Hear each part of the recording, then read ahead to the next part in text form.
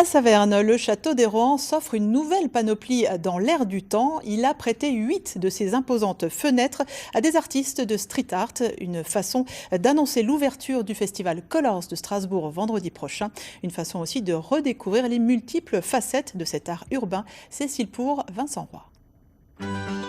En plus de 2 siècles, les façades du palais Rohan en ont vu de toutes les couleurs. Mais à ce point, jamais. Car son aile nord se part peu à peu d'un étrange ramage. Moderne et oui, révolutionnaire. Pour moi, c'est très important en tant que muraliste. Je ne me considère pas comme un street artiste, mais comme un muraliste, d'établir un dialogue avec les gens, mais aussi plus spécialement avec le lieu où je crée. La silhouette de Louise Weiss ici, faite de milliers de points blancs pour l'artiste Thiago Frances. Un chapeauté pour Jack El Diablo. 8 fenêtres, 8 artistes, une porte ouverte sur le street art.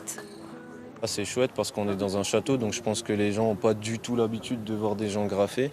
Et je pense que c'est intéressant aussi de le faire dans un endroit comme ça pour l'ouverture d'esprit en tout cas.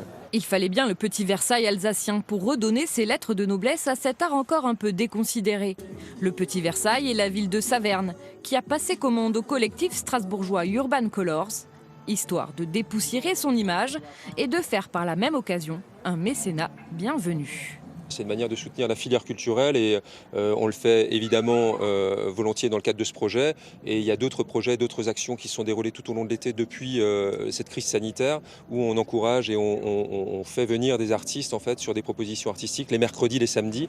Les 8 panneaux devraient rester en place 1 an, au bon vouloir du roi Soleil et de ses dégâts sur les pigments.